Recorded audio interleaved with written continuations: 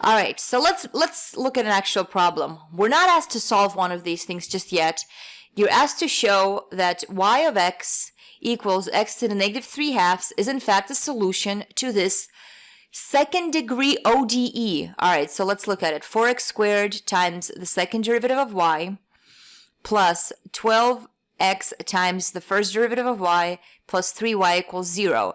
And the implication is that y is a function of x. And then we are given the interval of validity, and it's x is greater than 0. Okay, so this is the differential equation. You're not asked to solve it just yet. You're just asked to verify that this is a solution. All right, this seems innocent enough. That already is going to be some pretty intense algebra, but let's proceed. So notice that the equation involves a second and a first derivative. So let's find the first and the second derivative of y of x. The first derivative is negative 3/2 times x to the negative 5/2. The second derivative is 15/4 times x to the negative 7/2. So the same way you in algebra 1 or algebra 2, you in order to verify that a value is a solution to an equation, you substitute it back into the equation and make sure you get a true statement at the end. We're going to do the same thing here. We're going to multiply y of x, y prime of x, and y double prime of x into the original ODE. So write the original ODE, substitute, oh boy, y double prime, and y. All right. 4 times 15/4 is 15. You add the powers, you get x to the negative 3/2. 12 times negative 3/2 is negative 18. Add the powers, negative 3/2 plus 3x to the negative 3/2. Hey, everybody is to the negative 3/2. 15, and then you add the terms on the left side, you get 0 equals 0. So yes, y of x is a solution. Okay. All right.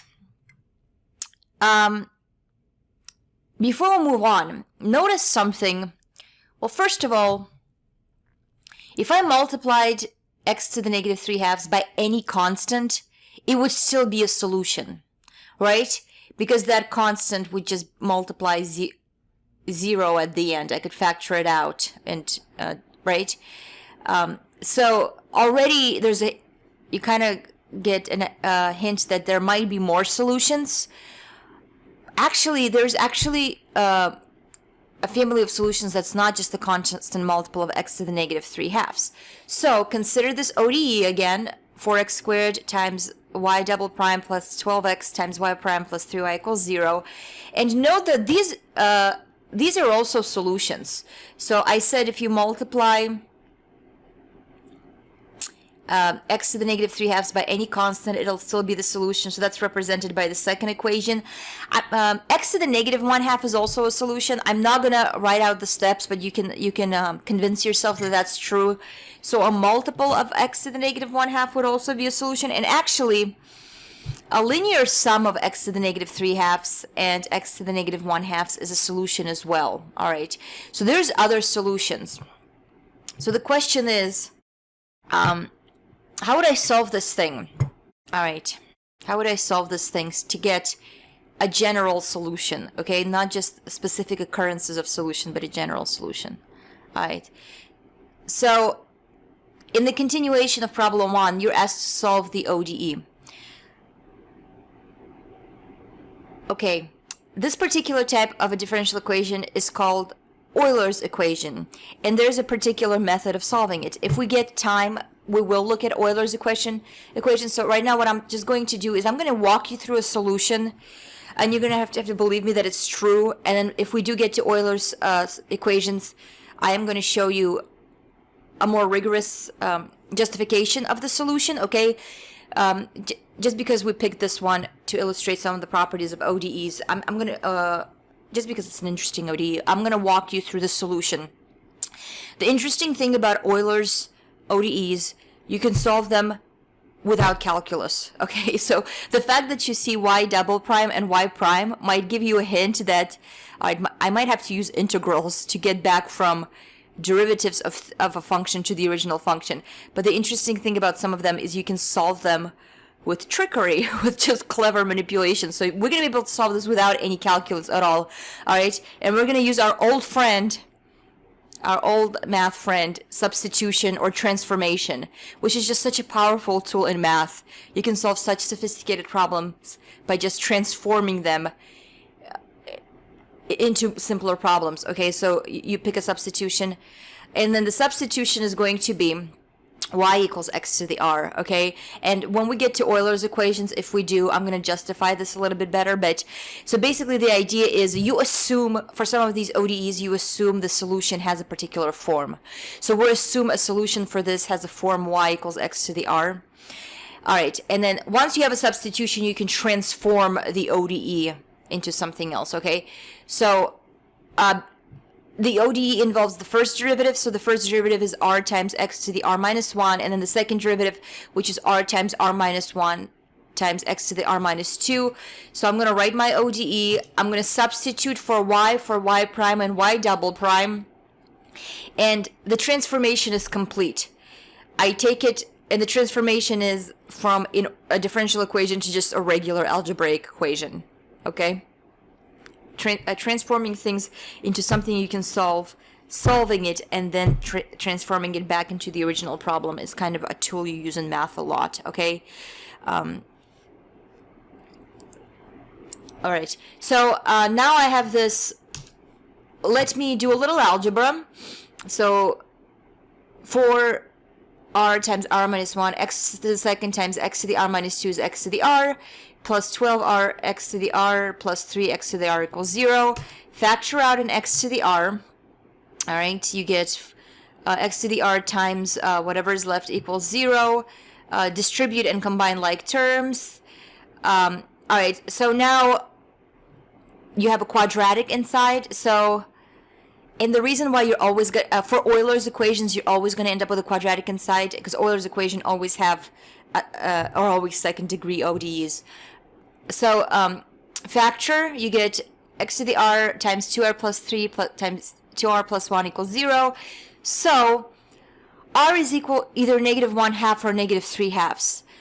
X to the r is never 0, because remember we said x has to be positive, so x to the r is never 0. So r is negative 1/2 or r is negative 3/2.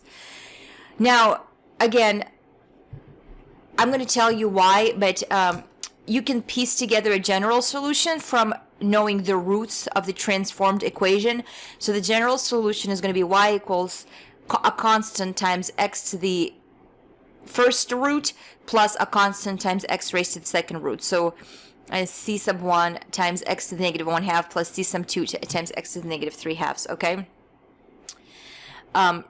Before you think, okay, now I can solve Euler's equations, so equations in this form, consider this. What if this quadratic has, well, you can kind of see what's going to happen if this quadratic has a repeated root. Basically, your general solution will just be a constant times x to that root. What happens if this quadratic has complex roots, okay? Which is, okay, well, if we get to it, we'll talk about it. But even for something that seemingly simple, there's a lot of cases.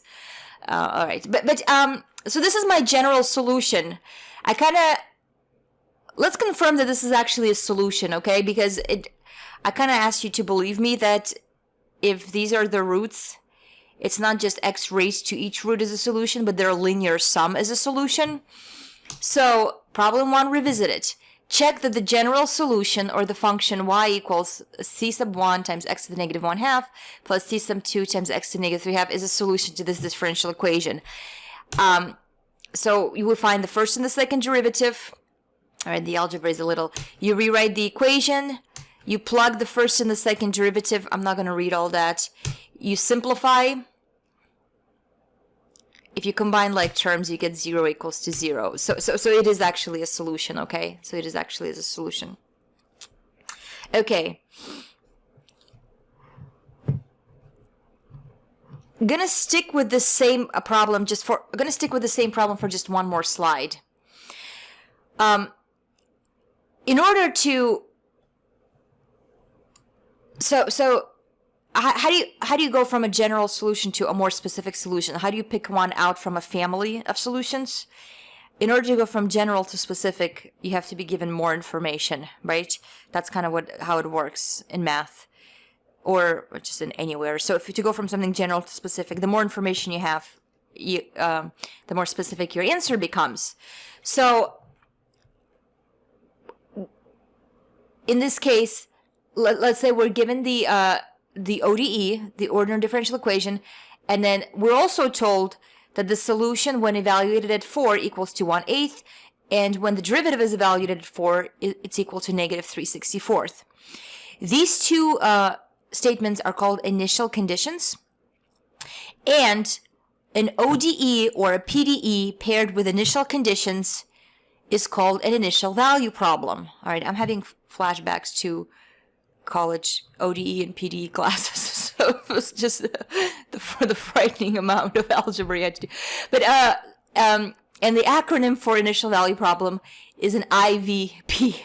Get ready for a lot of acronyms. All right, so an ODE or a PDE paired with some conditions that allows you to go from a general solution to a specific solution is called an IVP. Okay, so like if you look at a course description for a math college class, it might say advanced IVPs in PDEs or something like that. This is what they're talking about. Okay. All right, we know what the general solution is. It's y equals a constant times x to the negative 1/2 plus a different constant times x to the negative 3/2. You have two different constants. That's why you need the two initial conditions, okay? So I'm going to apply the first initial condition. I'm going to find my derivatives first. I don't really need the second derivative, but okay, never mind. Okay, so the first initial condition says y of 4. So I'm going to substitute 4 for x. 4 to the negative 1/2 is 1/2. So I have 1/2 c times c sub 1. 4 to the negative 3/2 is 1/8 plus 1/8 c sub 2. That's equal to 1/8. I can't really solve for c sub 1 or c sub 2 yet. Apply the but I do know that. Let's multiply everybody by 8. I do know that 4 times c sub 1 plus c sub 2 equals 1.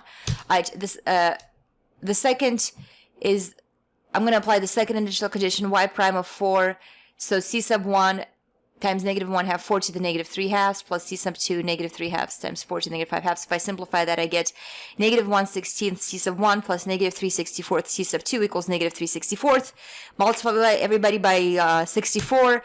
You get negative 64, you get 4 c sub 1 plus 3 c sub 2 equals 3. All right, your Algebra 1 teacher was right. You are going to use your skill to solve linear systems for the rest of your math career. So we're going to solve the system. I'm going to omit the details, but c sub 1 is 0, c sub 2 is 1.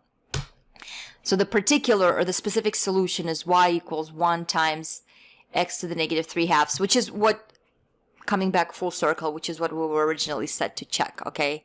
All right. A specific solution is called a particular solution. Sorry, I forgot the terminology a little, like particular solution.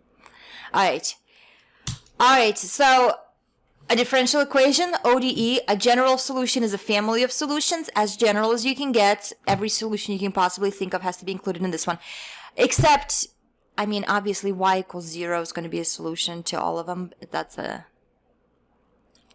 many of them. That's a trivial case. And then this is a particular solution. This is my family of solutions. So, this is not all of them. This is some of them. So I just used Desmos to graph it. The red one is my particular solution. Obviously, you can see kind of a movement here. All right.